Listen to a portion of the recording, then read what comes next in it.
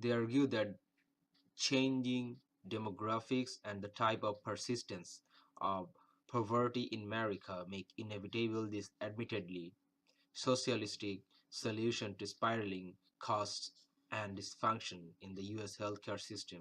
The type is to match the persistent condition, which means a firm or obstinate continuance in a course of action in spite of difficulty or opposition, and obstinate as choice F with obdurate as choice B means stubborn or inflexible, and both give the positive answer to represent the type of persistency